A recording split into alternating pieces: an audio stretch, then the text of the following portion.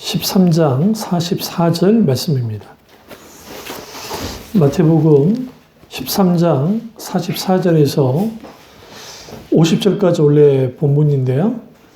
44절만 보겠습니다. 천국은 마치 밭에 감추인 보화 같으니 사람이 이를 발견한 후 숨겨두고 기뻐하며 돌아가서 자기의 소유를 다 팔아 그 밭을 사느니라. 아멘. 말씀 제목은 하나님 나라의 비유 두 번째 시간 갖도록 하겠습니다. 하나님 나라의 비유 두 번째 시간을 갖도록 하겠습니다. 지난번 추수감사 주일이었기 때문에 이 말씀을 나눌 수가 없어서 이제 마저 마태복음 13장에 나와 있는 하나님 나라의 비유의 말씀을 이제 나누도록 하겠습니다. 우리가 지난번에 살폈던 네 가지 비유, 그러니까 씨 뿌리는 비유를 우리가 이제 봤었고요. 그 알곡과 쭉정이 비유, 그리고 가라지 비유, 알곡과 가라지 비유, 그리고 겨자씨 비유, 그리고 누룩 비유를 다뤘습니다. 이 네 비유는 모든 그 군중들, 그러니까 예수님께서 모든 것을 오픈된 상태에서 사람들에게 말씀하셨던 비유가 이제 네 가지 비유고요. 앞으로 이제 오늘 다루게 될 이제 나머지 세 가지 비유, 또 하나 더 포함하는 그 비유 속에는 예수님의 제자들에게만 하신 말씀입니다. 그런 의미에서 이 대상이 다르다는 것은 이 말씀의 그러니까 초점이 예수님의 제자들을 향했다는 게 뭔가 좀 다른 의미를 가지고 있는 것을 우리가 알 수가 있습니다. 그럼 이제 네 번째로 감추인 보화의 비유는 하나님 나라의 가치와 결단에 관한 비유입니다. 하나님 나라의 가치와 결단에 관한 비유입니다. 고대 팔레스타인에는 그 전쟁이 아주 잦았습니다. 그래서 도도로부터 재산을 보호하기 위해서 사람들이 집에다가 금은 보화를 놔두는 것이 아니라 이제 마당이든 아니면 다 자기만 아는 자기 밭 같은 데다가 몰래 숨겨두는 경우가 많았습니다. 그도 그럴 것이 팔레스타인 땅에서 살았던 그 당시 그 집이라는 게 오늘날처럼 무슨 콘크리트로 지은 것도 아니고 말 그대로 그냥 지붕을 뜯으면 뜯어지는 거예요. 그러니까 예수님이 문둥병자 친구 한 명을 네 명의 친구가 달아내릴 때 지붕을 뜯었다 했잖아요. 쉽게 사람들이 뜯을 만큼 집이 그렇게까지 안전하지 않았습니다. 그것 때문에 도둑은 언제든지 들 수 있었고, 그것 때문에 자기들이 가지고 있는 아주 중요한 것들은 자기 밭이든 아니면 자기 마당이든 거기에 몰래 이제 숨겼습니다. 이건 아주 자연스러운 것이죠. 그런데 중요한 것은 이 말씀의 대상이 전 모든 사람을 향한 것이 아니라 예수님의 제자들에게 향했다는 거예요. 그래서 이것은 곧 뭘 의미하냐면 이 보화를 이제 어떻게 볼 것인가예요. 이 보화를 하나님 나라의 비유로 볼 것인가, 아니면 예수 그리스도 그분으로 볼 것인가, 아니면 천국으로 볼 것인가, 이 관점에 따라서 이제 여러 가지로 볼 수가 있습니다. 중요한 것은 오늘 이 보화는 예수 그리스도 그분이 하나님 나라 그 자체이시니까 무리가 없긴 하지만 오늘 비유는 천국 비유이기 때문에 여기서 말하는 보화는 진주는 이 감추인 보화는 뭐예요? 천국입니다. 그런데 여기서 중요한 게 있어요. 이게 44절에서 이를 발견한 후라는 표현을 쓰는 거 보니까 우연히 발견한 거예요. 그러니까 이 사람이 자신의 어떤 노력이나 계획을 세워서 천국을 발견한 게 아니라 하나님의 은혜로 어떻게 해요? 발견하게 된 것을 우리가 보게 되어집니다. 그럼 뭐 어떻게 알 수 있느냐? 이거예요. 고대 사회에서는 소작농들이 생각보다 많았습니다. 그러니까 내 땅이 없이 대신 내가 일을 해주고 그 다음에 주인이 7일 가져가면 내가 3을 가져오는 소출에 그런 일들을 많이 했기 때문에 남의 땅을 이렇게 막 가는 거야. 그런데 그 땅이 워낙 팔레스타인 땅에서는 전쟁이 많았기 때문에 주인이 여러 번 바뀌어요. 그러니까 본래 보화를 숨겼던 주인은 절대로 그 밭가래를 남에게 맡기지 않겠죠. 왜 그러냐면 거기 숨겨져 있기 때문에 무슨 일이 벌어질지 모르니까. 근데 전쟁통에 갑자기 사망을 한 거예요. 그런데 그냥 전 가족이 몰살하는 경우가 있잖아요. 또 아주 중요한 물건을 숨길 때는 자식들 모르게 숨기기도 해요. 왜? 말이 새나가면 안 되니까. 그러다 보니까 그게 거기에 보화가 있는지 없는지 모르는 상태가 되는 겁니다. 그런데 소장농이 밭을 갈다가 우연히 발견한 거예요. 왜냐하면 밭 주인은 아니니까 지금 이 사람이 예수님 비유 속에서 발견했어요. 딱 보면서 뭘 깨달았냐면 이 지금 보화의 가치를 안 거야. 그렇자 예수님이 뭐라고 하냐면 자기가 자기의 소유를 다 팔아서 그 밭을 샀다라고 성경은 말하고 있습니다. 이게 뭘 의미합니까? 이거는 단순히 하나님 나라를 소유하기 위해서 자기의 것을 다 희생해야 된다는 단순한 차원의 말씀이 아니에요. 이건 그게 아니라 내 소유를 다 투자해도 다 팔아도 남고도 남는 귀중한 가치를 갖고 있는 것이 하나님의 나라라는 것을 예수님의 이 비유 속에서 드러내고 있습니다. 다시 말하면 천국을 소유하기 위해서는 자신의 모든 것을 포기하고도 가치 있게 여기는 것, 그것이 오늘 밭에 숨겨진 보화의 비유의 핵심 내용입니다. 이건 곧 뭘 의미하냐면 하나님 나라의 가치는 무한한 가치를 갖고 있다. 하나님 나라의 가치는 나의 소유를 다 팔아 그 천국이라는 밭을 살 만큼의 가치가 있는 나라이다 라는 것을 예수님이 이 비유를 통해서 말하고 있는 겁니다. 그럼 여러분에게서 천국은 어느 정도의 가치가 있는 나라입니까? 죽어서 간 다음에 가는 나라입니까? 그것은 죽음도 없고 그것은 병듦도 없고 그것은 아픔도 없고 그것은 슬픈 눈물도 없는 그러한 곳이니까 하나님 나라를 바라보는 것입니까? 물론 그렇습니다. 그 나라는 그런 나라입니다. 왜? 하나님 그분이 완벽하게 통치하시고 하나님의 영광의 임재가 가득 넘치는 곳이기 때문에 그것은 그런 곳입니다. 그러나 그 하나님 나라의 가치는 하나님이 그곳에 계시기 때문에 가치가 있는 거예요. 모든 종교인은 자기들만의 뭘 갖고 있죠? 내세를 갖고 있습니다. 도교에서는 무릉도원이 있고 불교에서는 극락이 있고 수많은 종교인은 자기들만의 내세의 세상이 있습니다. 그 내세의 세상에서 이제는 뭐하죠? 영원토록 기쁘게 즐겁게 행복하게 살아갈 수 있다. 그래서 우리는 극락도 가야 되고 우리는 낙원도 가야 되고 소위 말하는 천당도 가고 이상향 유토피아 같은 그런 세상에 우리는 들어갑시다 라고 합니다. 만약에 천국의 가치가 그 정도의 가치를 갖고 있었다고 한다면 우리가 하나님을 믿는다는 것은 어떤 면에서는 별로 의미가 없어요. 왜? 타종교에서도 내세를 말하니까요. 그래서 예수님이 감춘 보화의 비유를 통해서 뭐를 드러내냐면 천국을 사모하고 천국을 바라보는 자들은 어떤 사람이냐면 천국의 가치를 아는 자들이라는 거예요. 우리는 하나님 나라의 가치를 알아야 돼요. 그래야 우리는 그 하나님 나라를 바라보면서 그 영광의 하나님 나라를 소유하면서 그 영광의 나라를 유업으로 받는다는 사실을 가지면서 살아가는 거예요. 그래서 밭에 감추인 보화처럼 하나님 나라는 매우 가치 있고 고귀하다는 겁니다. 그것은 나의 모든 소유보다 비교할 수 없을 만큼 귀중한 보물이 하나님의 나라라는 겁니다. 여러분 장롱 속에 있는 순금 금반지가 아니라 다이아몬드 반지가 아니라 뭘까요? 하나님의 나라가 나의 모든 소유보다도 비교할 수 없을 만큼 귀중한 가치가 있는 나라. 그것이 곧 하나님의 나라라는 거예요.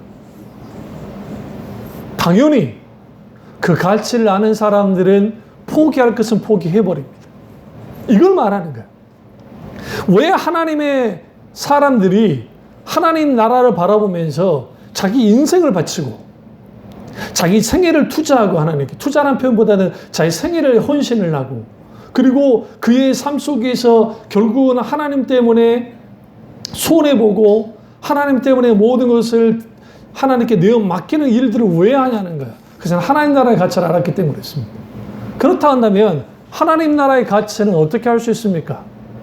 하나님 나라가 뭔지를 알아야 돼요. 지금 이 비유 속에서는 두 가지를 포함한 데 있잖아요. 하나님의 나라는 눈에 임하는 게 아니라 보이게 임하는 것이 아니라 뭐라 했어요? 하나님은 그들의 마음속에 임한다 있잖아요. 바리새인들을 향해서. 마음속에 임하는 나라, 하나님의 통치와 다스림이 있는 나라, 하나님의 의와 사랑이 있는 나라, 그 나라인데 동시적으로 하나님 그분이 계시는 그 천국, 죽어서 가는 주님이 지금 예비하고 계시는 그 천국은 어떤 가치를 갖고 있냐면 하나님의 그분의 존재 방식이, 그러니까 존재, 좀 어렵습니다, 이 표현이. 하나님 그분의 존재 방식이 그대로 투영된 나라예요. 다시 말하면 하나님의 거룩의 영광이 실질적으로 거기에 온전히 과감 없이 비춰지는 나라예요. 그래서 실질적으로 하나님 나라 천국은 우리가 이걸 4차원의 세계이냐 5차원의 차원으로 이해할 수 없는 세계, 이게 물질적인 세계라고 할 수도 없고 그렇다고 완전히 영적인 세계라고 할 수 없는, 인간이 이해할 수도 없고 할 수도 없는 신비로운 세계, 그 나라가 하나님의 나라이고, 그 하나님의 나라는 뭐와 동일시하냐면 하나님과 동일시해요, 많은 부분에 있어서. 그래서 성경에 천국이라는 표현도 쓰고 하나님 나라에 대한 표현도 쓰지만 때로는 eternal life, 영생이라는 표현을 써요. 영생, 생명, 그렇게. 근데 그게 다 하나님 나라의 상징이에요. 하나님 자신이, 하나님 그분 자신이 생명 그 자체이시기 때문에, 스스로 존재하신 분이기 때문에, 그 스스로 존재하신 하나님의 영광의 임재가 강력하게 가감 없이 드러나는 나라, 그 나라가 하나님 나라예요. 그러면 이사야가 성전에서 기도하다가 문지방 문이 살짝 열렸어요. 살짝 열린 상태에서 하나님의 임재의 영광을 경험했어요. 근데 거기에 납작 엎드렸던 거 아십니까? 그런 나라가 하나님 나라예요. 하나님을 마음껏 누리고 하나님과 마음껏 영원토록 교제하는 나라. 천국 가면 재미없을 것 같아. 천국 가면 죽음도 없고 뭐도 없고 걱정하지 말라 했잖아요. 우리가 생각하는 하나님은 인간의 지혜와 능력으로 결코 하나님을 이해할 수 없고 하나님을 완전히 알 수도 없어요. 하나님이 비추시는 만큼, 하나님이 자기 자신을 계시하는 만큼만 알 수 있어요. 그런데 그 하나님의 나라가 어떤 나라냐면 하나님 그분의 무한한 사랑이, 하나님의 놀라운 무한한 은혜가 가득가득 넘치고 쏟아 부어지는 나라가 하나님의 나라예요. 그렇기 때문에 그 하나님의 나라의 가치는 인간이 상상할 수 없는 그런 것입니다. 그걸 깨달아 안다고 한다면 우리는 기쁘게 뭐예요? 기쁜 마음으로 자신의 모든 것들을 포기하고 뭐 하는 거야? 그 하나님 나라를 사는 거죠. 천국을 돈으로 살 수 있다는 표현이 아니에요. 기꺼이 하나님 나라의 가치를 알고 있는 사람은 자기의 것들을, 자기의 모든 소유를 팔아서라도 그 하나님 나라를 붙드는 거예요.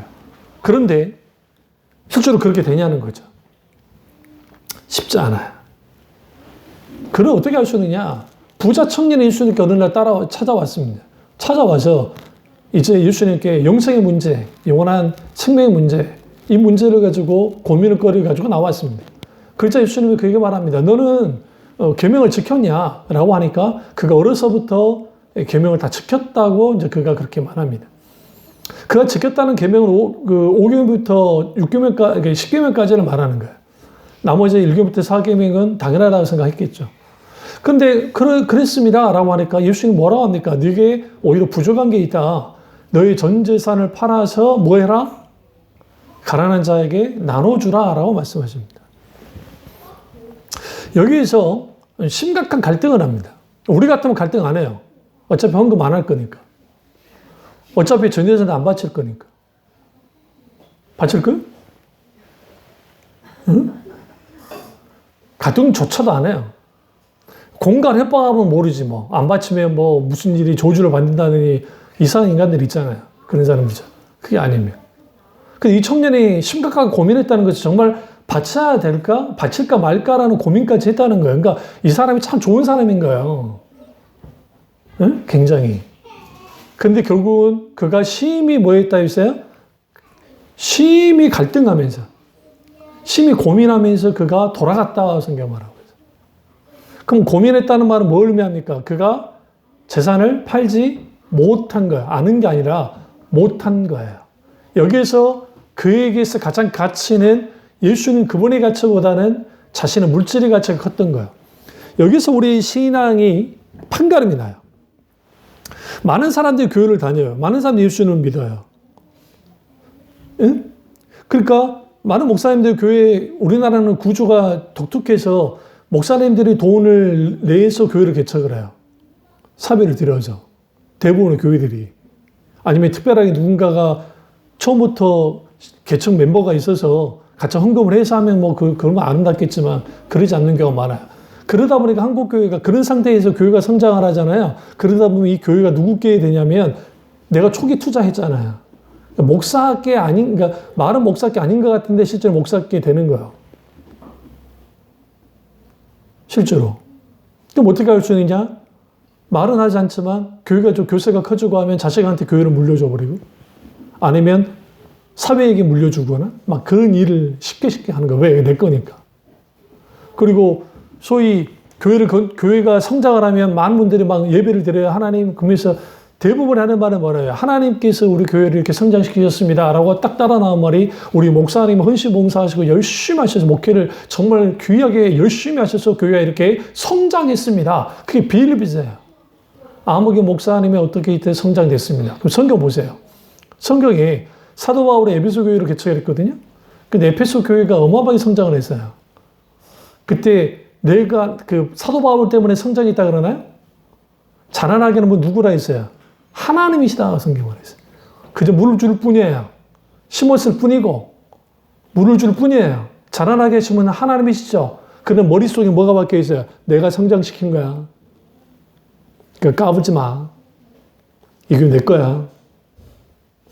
그러니까 한국교회 개교주의 현상은 미국에서 영향을 받아서 된 건데 메가브란의 교회 성장 영향 속에서 되어진 거니까 그렇다 하는데 중요한 거는 그렇게 왜 되냐는 거예요. 그건 뭘 의미하냐면 우리가 하나님의 나라의 가치를 아는 사람들은 내 모든 것들을 하나님께 들어서라도 주님을 따라가는 사람들이에요. 그 그리스도인이에요. 그 대표적인 게 사도 베드로와 예수님의 사도들이 다 그랬어요. 그러니까 베드로와 안드레, 야고보, 요한의 어부고 도마도 어부인데요.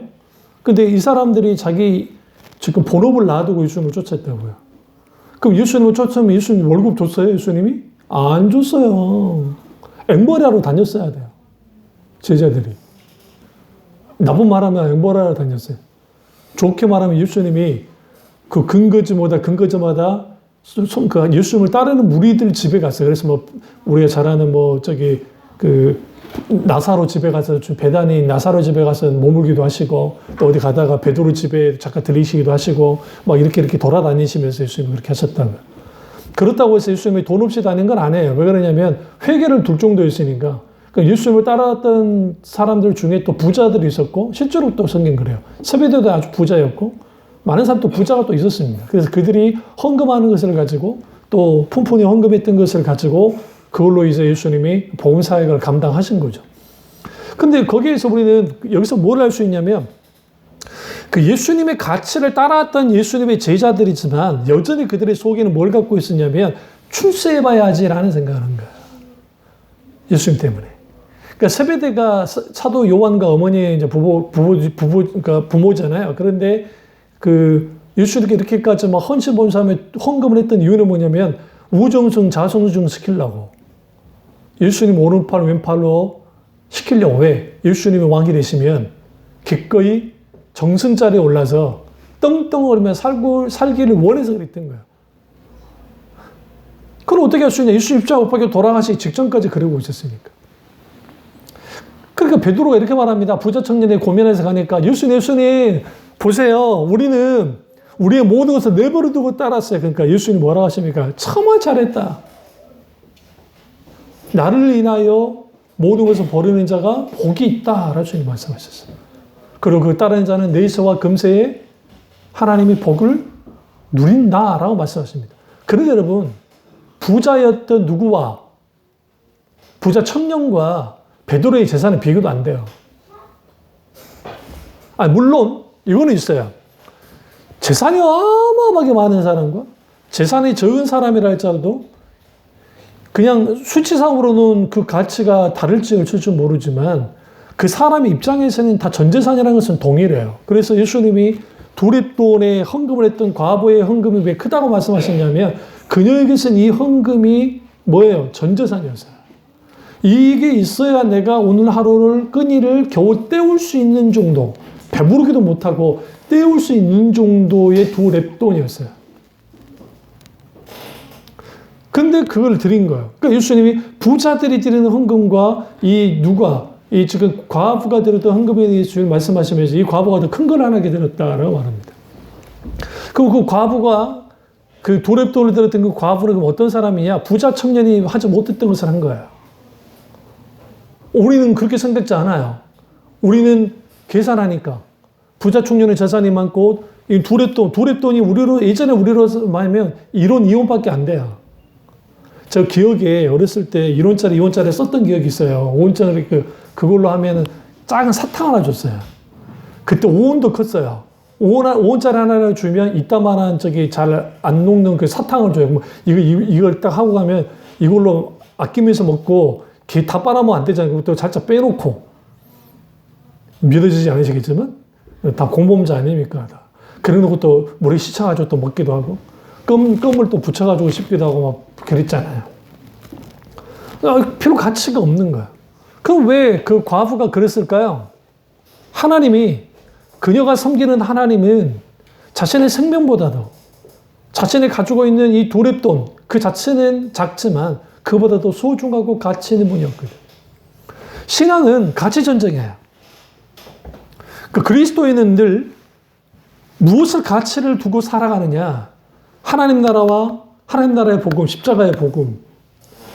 그분을 가치를 두고 살아가는 사람들이에요. 그런데 어느 날인가 돈이 들어오고, 소위 성공이 들어오고, 소위 말하는 건물, 숫자, 물질, 이런 것들이 들어오면서 그 가치를 가지고 살아가는 거죠. 네. 이번에 하나님께서 놀랍게 우리 교회에 이제 교회 김장을 해야 되잖아요. 그 과정에서 여러 헌금이 들어오는데 하나님은 정확하게 우리 기제를 알아요. 아무리 헌금이 들어와도 잘 안 움직여요. 우리들이. 뭐냐면 절임 버추를 좀 하고 싶은데 그 정도 헌금 들어왔으면 해도 돼. 무슨 말인지 아시죠? 네? 해도 돼요.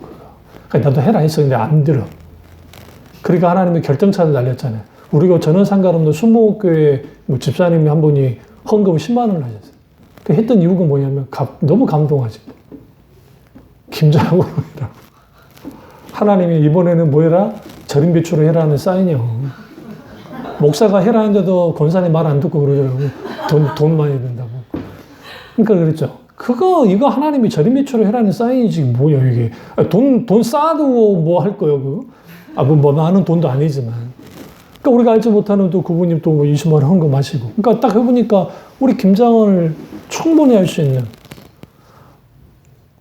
금추러 가는 구축걸로 하나님이 채우신 하나님이신데 그러면서 여러 가지를 하시죠. 뭐냐면요. 우리가 어떤 거를 따라갈 때 이게 별게 아닌 것 같고 세상 사람들 봤을 때 뭐 그까짓 거 가지고 그럴 수 있냐 그럴 수 있지 모르지만 하나님은 이렇게 세밀하게 간섭하시고 계획하심을 통해서 하나님의 자녀가 하나님의 공급하심을 가지고 살아가는 걸 원해요. 그러니까 주기도문에서 우리가 오해하지 말아야 될 게 일용할 양식을 주옵시고라는 기도를 많은 사람들이 우리의 필요를 구하는 기도라고만 그렇게 생각해요. 그런데 사실은 그 내용은 아니에요. 어떤 면에서요. 왜 그러냐면 데일리 브레드라고 하는 그 일용할 양식할 때 그 양식은 예수님 뭘 염두에 두고 말씀하신 거냐면 광야 이스라엘 백성들의 만나를 염두하시면서 하시는 말씀이에요. 그럼 이스라엘 백성이 만나를 매일매일 안식일 빼놓고 안식일 전날 빼놓고 매일매일 만나를 걷어야만 먹을 수 있었어요. 더 걷어버리면 벌레가 생겨서 못 먹게 돼요, 지금. 뭐예요? 하나님의 공급하심으로 살아가라는 거예요. 그러면 하나님의 공급하심으로 매일매일 하루하루 살아가게 하옵소서라는 게 이제 일용할 양식을 주옵시고라는 기도인데 하나님 나라 백성들이 왜 하나님 나라 가치를 가지고 살아가지 못하냐면 하나님의 매일매일 우리에게 공급하시는 그것을 가지고 살아가지 않으니까 그래요. 내가 원하는 것들을 가지고 살기 원해요. 그래서 내가 좀 더 많이 갖기를 원하고 욕심을 좀 더 부리고 뭔가 해보려고 하고 이 세상 사람과 다를 바 없이 그런 일들을 한단 말이죠. 그러니까 이제는 막상 하나님 나라 가치, 하나님의 가치가 내게 어떤 가치인가라고 하면 이 가치가 내게 있어서는 그렇게 가치가 커 보이지 않는 거야. 왜? 내가 지금 가치 있게 여기는 것들이 너무 많아졌거든. 차곡차곡 쌓아버리거든. 예수님이 너희 보물을 어디에 쌓아라 했어요? 하늘에 쌓아라 했잖아요. 여기 이 설교를 또 많은 목사님들이 뭐 헌금을 쌓아라는 식으로 설교를 많이 하시는데 그게 아니에요. 거기서 말하는 보물이 뭐예요 도대체? 물론 거기에 하나님께 헌금을 뭐 물질을 하나님께 헌금을 드리는 꼭 가치 있죠. 그러나 그거보다 더 중요한 것은 거기서 보물이라는 것은 우리가 가장 가치 있게 여기는 것들을 하늘에 쌓는 거예요. 소중하게 여기는 것들. 그 우리가 가장 소중한 게 누굽니까? 하나님이셔야 돼요. 하나님이셔야 돼요. 하나님 나라여야 돼요. 그러니까 예수님이 그래서 그 말씀 하시는 거예요. 밭에 소장농이 밭을 갈다가 보물을 발견했는데 그 가치를 알아본 게 중요하잖아요. 알아봤으니까 내 모든 것을 뭐예요? 팔아서 그걸 기꺼이 가진 거죠. 근데 이거는 법적으로 인정이 됐어요. 이 사기가 아니에요. 실제로. 그런 의미에서 우리가 하나님 나라의 가치를 가지고 사는 사람이가 내가 아닌가? 내가 가치를 내 인생의 가치를 어디에 두는가? 인생 성공에 두는가? 아니면 물질로 두는가? 아니면 건강에 뒀는지 무엇에 뒀는지를 분명하게 우리가 생각할 필요가 있습니다. 또 하나는 오늘 그 마태복음 13장 45절과 46절의 진주장사의 비유가 이제 6번째로 나옵니다. 하나님 나라의 가치와 결단에 관한 비유예요. 이 비유도. 그런데 이 진주장사의 비유는 이제 좀 독특한 게 구약에는 진주가 잘 드러나지 않습니다. 잘 알려지지 않았습니다. 사실 이 진주는 그 구약 시대의 히브리 사람들에게 있어서는 그렇게 값진 게 아닙니다. 오히려 신약 시대에 이제 그러니까 예수님 오시기 BC 1세기 전에, 그러니까 이게 그리스 로마 문화가 들어오면서 그 진주가 아주 가치 있는 물건이 됐어요. 그래서 진주는 부자의 그 사람이 부자라고 하는 또 제1신분이라고 하는 어떤 그 상징이 됐습니다. 그래서 상인들이 홍해로 페르시아원으로 인도까지 진주를 찾기 위해서 갔습니다. 그래서 진주가 홍해에서도 많이 났는데요. 그래서 이런 것들을 또 인도에서도 많이 나고요. 이거를 가지고 오는 거죠. 그런데 이 진주장사의 비유는 아주 그냥 뭐 말 그대로 그냥 간단해요. 왜냐하면 이거죠. 46절에 극히 값진 진주 하나를 발견하며 가서 자기의 소유를 다 팔아 그 진주를 사느니라. 여기서 값진 진주 하나를 발견한 거예요. 여러 개를 발견한 게 아니에요. 근데 그 하나의 가치가 극히 굉장한 가치를 갖고 있는 거예요. 그게 하나님의 나라라는 거죠. 그러면 여기에서 이 진주를 어떻게 볼 것인가? 이제 이게 여러 해석이 있어요. 천국으로 보는 견해가 있고, 교회로 보는 견해가 있고, 말씀이나 혹은 복음으로 보는 견해가 있습니다. 그런데 이것은 사실 예수님이 지금 하나님 나라 비유, 천국 비유를 말씀하셨기 때문에 천국으로 보는 게 맞아요. 근데 하나님의 나라의 하나님의 나라, 그 나라가 보시면 눈에 보이게 외면적으로 가시적으로 그렇게 영광이 없어요. 왜? 시온을 쫓으니까. 시온의 특징이 뭐라 했어요? 작고 거룩하고 그렇다 했잖아요. 작음과 거룩함과 약함을 가지고 있다 했잖아요. 근데 오히려 그것이 그들에게 힘이 되어져. 왜? 하나님 함께 하시기 때문에. 그런 교회 속에. 그런데 하나님의 나라는 예수님의 인격과 사역을 통해서 현저화됩니다. 그러니까 당연히 이 값진 진주의 이 비유 속에서 우리가 알 것은 뭐냐면 이 진주의 가치를 알고 있기 때문에 자기의 소유를 다 팔아서 그 진주를 사는 것. 다시 말하면 모든 것을 희생할 각오가 되어 있어야 가질 수 있는 나라가 하나님의 나라인 것을 말하고 있어요. 그러면 하나님 나라 가치, 그 왕국의 가치는 어떤 나라인가? 그 나라는 내가 모든 것을 희생해도 얻을 만한 가치가 있는 나라예요. 그게 그렇게 힘든 거예요. 그러니까 오늘날에 많은 사람들이 천국에 대한 소망을 갖지 않는 이유가 뭐냐면 예수 천당 불신주 하면서 예수 믿으면 천국 갑니다. 그래서 예수 믿고 내가 천국 갔어. 그 천국 가기가 너무 쉬워요.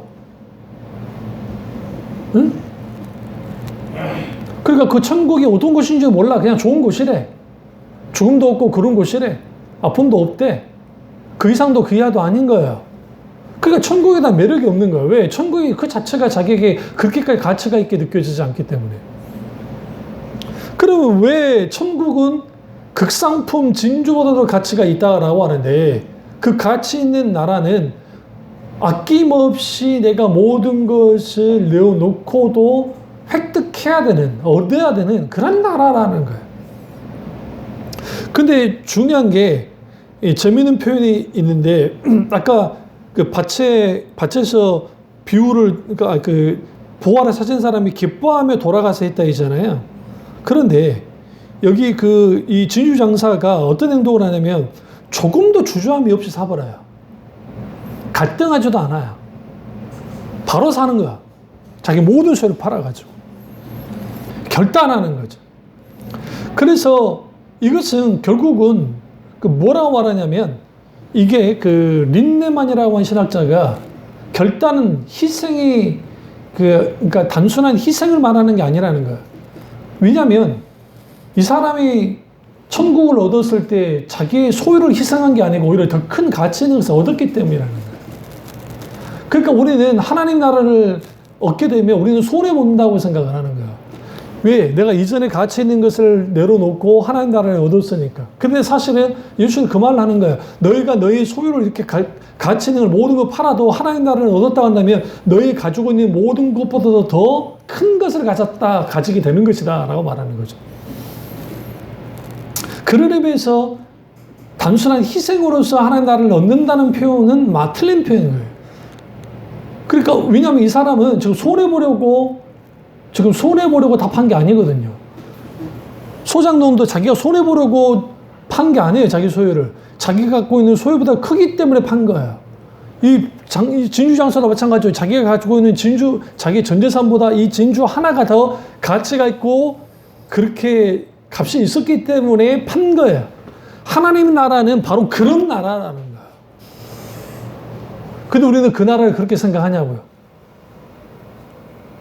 그냥 내가 예수님 잘 믿고 이 세상에 누릴 거 다 누리다가 성공도 하고 뭐도 하고 다 하다가 행복하게 살다가 그리고 천국까지 덤을 얻는 거. 그러니까 덤을 얻는 패키지 상품. 그게 천국이 돼버렸잖아요.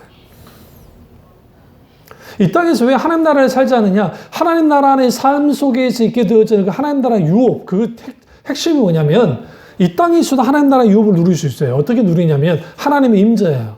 하나님의 생명을 누리는 거예요.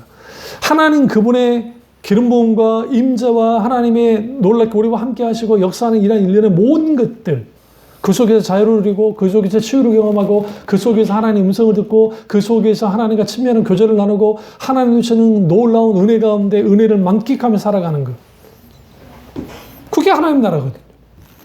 그래서 오늘 이 진주장사의 비유는 뭐냐면 하나님 나라는 우리의 모든 소유보다 비교할 수 없을 만큼 귀중한 보물의 가치를 갖고 있기 때문에 그것을 분명하게 알게 되어지면 나의 모든 것을 포기하고 혹은 팔아서 뭐해요? 얻는다. 그러나 그것이 손해보는 것이었냐? 손해보는 것이 아니었다는 사실이에요. 문제는 오늘날 그게 손해보는 거라고 생각하니까 문제인 거예요. 실제로. 바나바가 왜 전 재산을 팔았을까? 좀 이해 안 되지 않으세요? 성경에 바나바가 부자라 했거든요. 바나바만 판 게 아니에요. 성경에 보시면 아나니아와 삽비라가 자기 재산을 팔았던 이유, 그들도 부자였거든요. 근데 바나바 하나가 재산 팔았다고 해서 아나니아 삽비라가 따라왔을 거라고 생각하십니까? 그렇진 않아요. 이게 대표적으로 바나바가 판 거고 생각보다 많은 그리스도인들이 예루살렘 교회가 폭발적으로 부흥을 하니까 소아시아에서 온 사람들을 다 키워야 되는 게 키워가 안 되잖아요. 같이 공동체 가운데 먹을 것도 입을 것도 필요하고 할 때 필요하니까. 그러니까 부자였던 성도들이, 예수님 믿게 된 성도들이 재산을 팔기 시작했거든요. 근데 이제 아나니아와 삽비라가 전 재산을 판 것처럼 장난질을 한 거죠. 이 사탄이 뒤에 있던 겁니다, 사실. 높아지려고. 그러니까 이런 과거에 옛날에 그런 분들이 있었어요. 제가 늘 말하잖아요.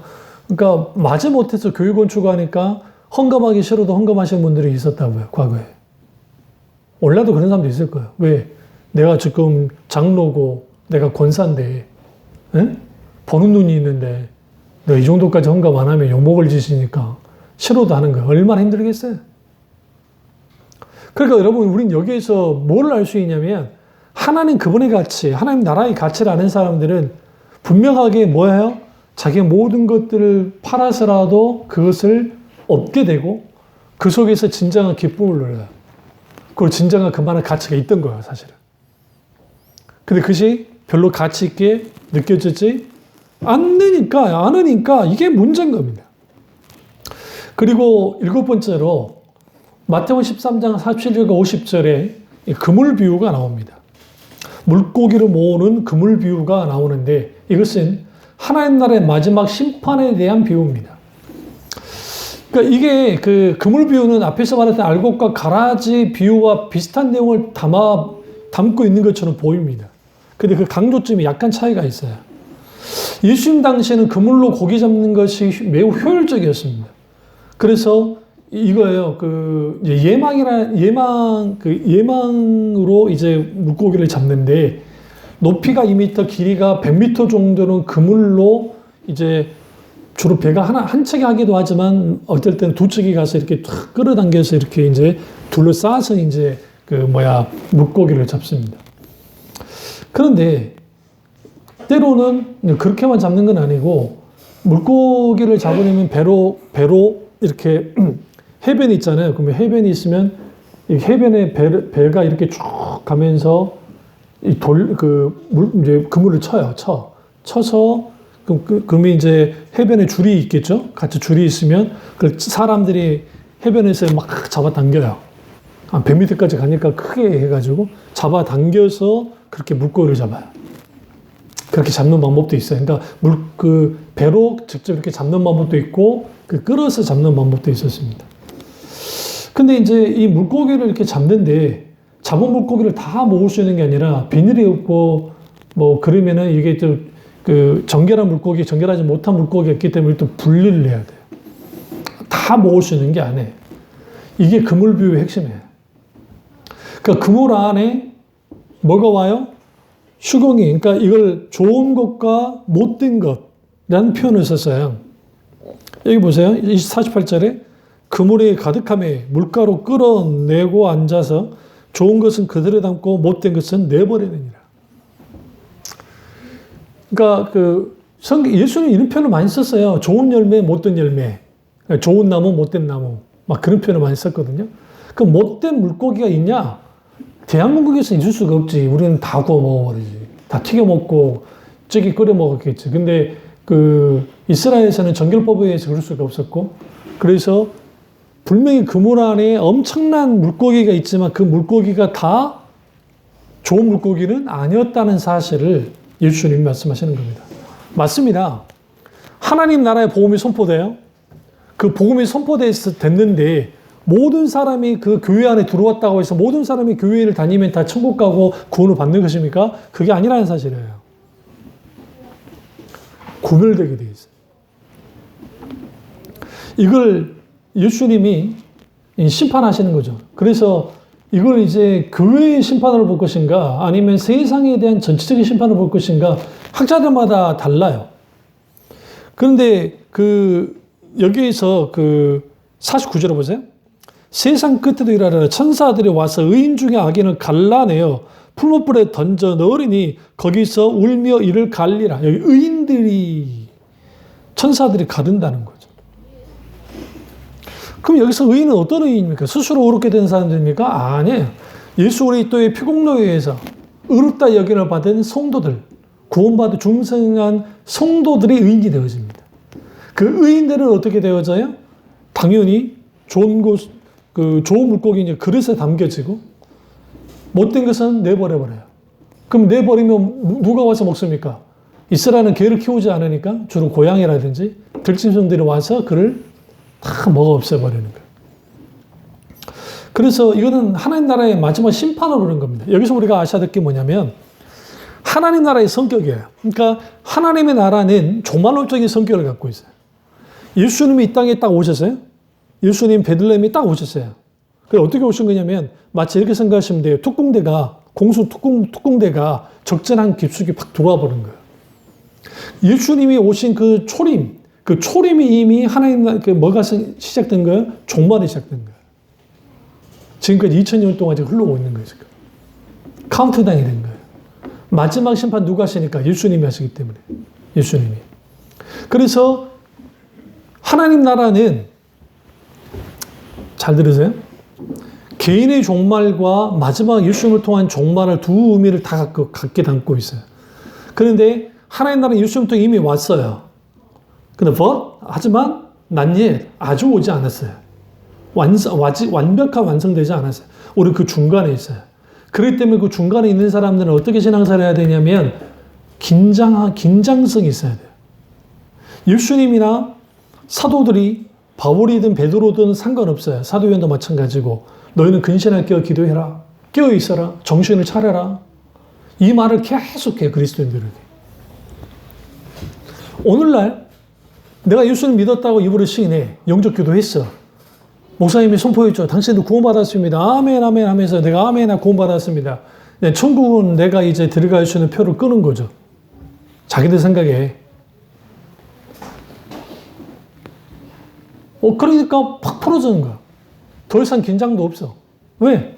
나는 이제 과거, 현재, 미래 이제 모든 죄를 용서받았으니까. 그 교리적으로 맞는 말이라 했잖아요. 성경적으로 맞는 말이라니까요. 구원파도 그렇게 똑같이 말해요. 그 말에 대해서. 예수 그리스도의 죄 사함의 역사는 과거에만 한정됩니까? 그렇지 않아요. 현재에만 한정됩니까? 그렇지 않아요. 미래에까지도 영향을 끼치는 게 예수 그리스도의 구속의 십자가의 공로, 은혜예요. 근데 문제는 뭐냐면 소위 말하는 구원받는 믿음이라는 게 구원받았다는 것이 자신의 어떤 그 지식 속에서 소위 말하는 내가 지적인 동의했다고 해서 지적으로 동의했다고 해서 그러면 그것이 내가 믿는 겁니까? 성경 그렇게 말하지 않는다고 분명히 말씀드렸잖아요. 이건 또 반복할 수 없으니까 그럼 구원의 확신에 대한 설교 다시 들어보세요. 이해가 안 되시면 구원의 세 가지 시제를 들어보시면 거기에 계속 다뤘기 때문에 쭉 들어보시면 알아요. 그러면 거기에 이제 분명히 그 무슨 말씀을 드리려고 하냐면 오늘날 한국교회가 이런 긴장성이 없이 살아온 이유는 하나님 나라를 죽어서 가는 나라만 이해하니까 그래요.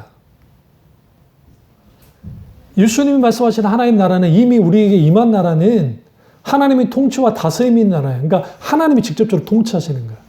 하나님이 어디서 멀리 계시는 게 아니라 우리를 다스리고 통치하세요. 당연히 이 땅에서 하나님을 경험하고 사는 것이 당연한 거예요. 제가 말씀드릴게요. 진짜 믿음의 세계 안에 들어온 사람들은 하나님을 경험하지 못하는 게 이상한 거예요.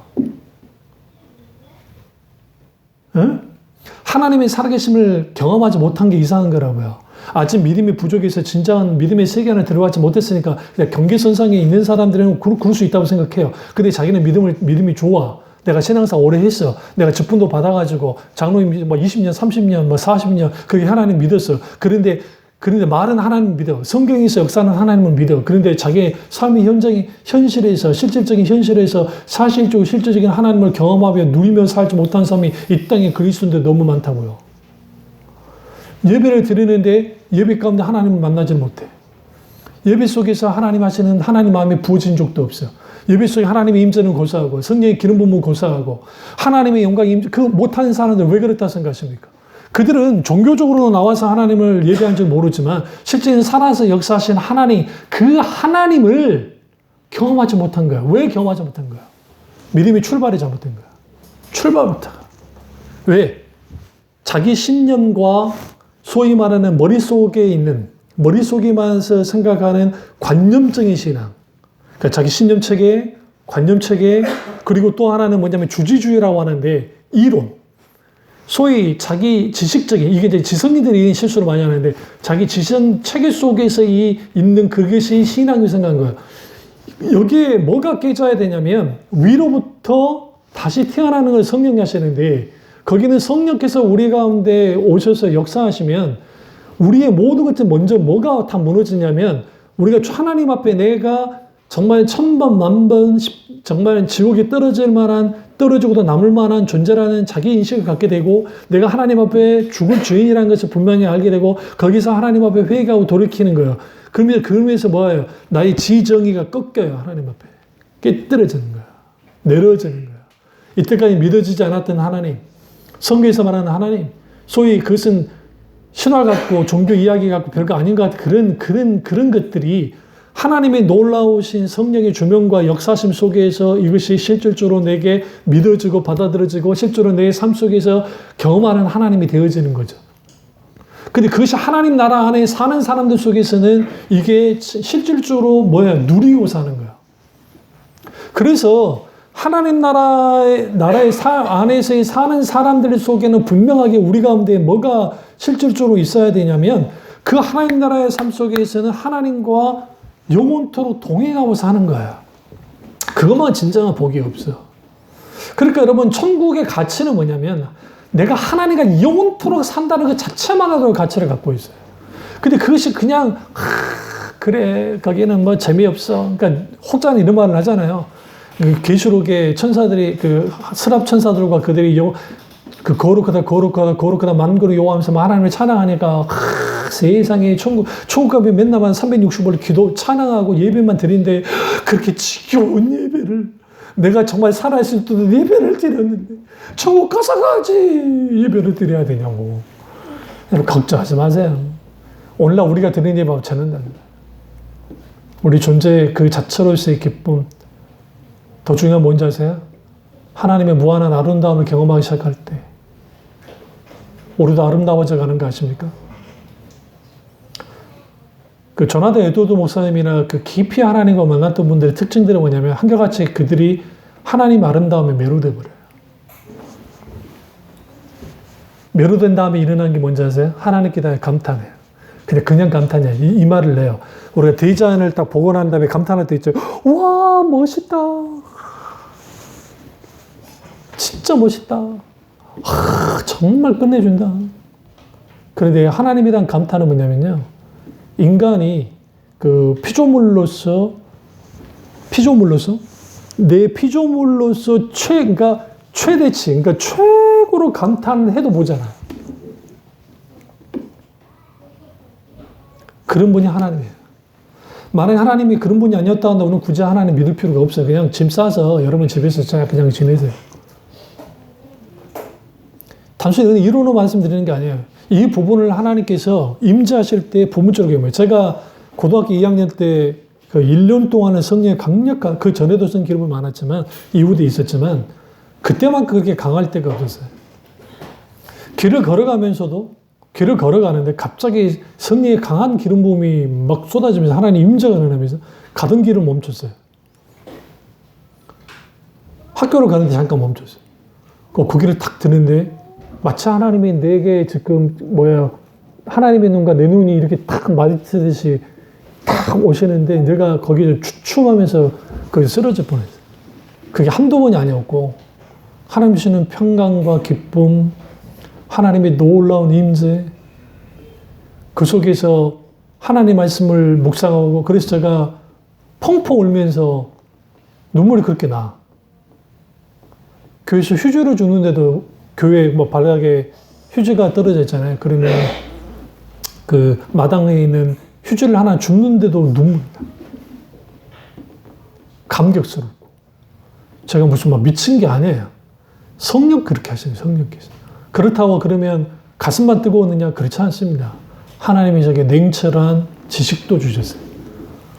그 시기만큼 냉철하게 그 신학서적, 고등학생이 신학서적을 읽었고, 그 대표적인 게 루이스 볼커프의 험즈학을 읽고, 그분의 주석집을 돈이 없으니까 못 사겠으니까 서점 가서 잠깐 보기도 하고, 그 외에도 개혁교회 관련된 그런 책들을 서서 읽고 잠깐 메모를 하면서 그러면 안 되지만 내가 돈이 없으니까 그래서 이렇게 작은 메모지 하나 있으면 거기에다가 살짝 내게 부딪히고 하는 그런 내용들을 요약을 하고 그렇게 하고 그럼 지성적으로도 아주 그러니까 제가 신비주의를 안 갔던 이유가 그거예요. 그 정도 성령이 강한 기름 부음이 막 있으면 신비주의로 갈 확률이 굉장히 높아요. 그런데 동시적으로 하나님이 인격적이신 하나님이 말씀 가운데 만나고 그 말씀 가운데 하필 성경을 공부하기 시작한 거예요. 그러니까 거기에 하나님의 그 놀라운 통치와 다스리심들, 그리고 하나님의 놀라운, 그러면서 그때 그 후에 제가 알긴 했지만, 그 당시 잘 알지는 못했었지만, 후에, 하나님 나라의 그 긴장성, 그러니까 그 already not yet 라고 하는 그리스도의 시간이라는 책을 읽으면서 제가 더 깊이 알았는데, already not yet, 이미 왔고 올 것이라고 하는 그 가운데에 우리는 살고 있고, 그럼 우리는 신앙의 긴장을 늦추는 것은 바보인 거예요. 왜? 우리는 그리스도인들은 그러면 안 돼요. 그리스도의 군사이기 때문에. 근데 오늘날의 교회는 편안해야 된다고, 행복해야 된다고, 성공해야 된다고, 복받아야 된다고, 누릴 거 누려야 된다고, 그리고 덤으로 하나님 것도 누르라고, 그리고 세상도 괜찮고 하나님도 괜찮으니까 우리는 이 두 가지를 한꺼번에 잡아서 가자고. 근데 주님이 언제 그렇게 말씀하셨냐고. 그럴 수 없다고 하는데. 자기의 것을 다 팔아서 천국을 소유를 하잖아요. 여기서 예수님이 뭐를 가르치냐면, 이 지금 제자들 향해서 이 말씀하시죠. 하나님 나라가 참 바로 이와 같기 때문에 우리는 중국두며 살 필요가 없어요. 왜? 하나님 나라가 내게 있으니까. 이 세상 어떤 것보다 가치 있는 나라를 가지고 있잖아요. 그렇다 한다면 우리는 그 나라가 나의 나라이다 한다면, 내가 유업으로 받을 나라이다 한다면, 그 하나님 나라 속에서 뭘 하면서 살아가야 돼요? 이제는 거기에서 마땅히 하나님 나라가 내게 임했기 때문에 그 나라를 마음껏 누리면서 하나님 나라의 정체성을 가지면서 살아가는 겁니다. 거기에 승리가 있습니다. 거기에 하나님의 놀라우신 함께 하심이 있고, 거기에 놀라운 하나님의 열매 맺게 하심들이 있습니다. 그 은혜가 저와 여러분의 있기를 주님의 이름으로 축원합니다. 기도하겠습니다. 교단하실 때 오늘 이 말씀이 나의 말씀이자 우리 말씀 되게 해서 기도하겠습니다.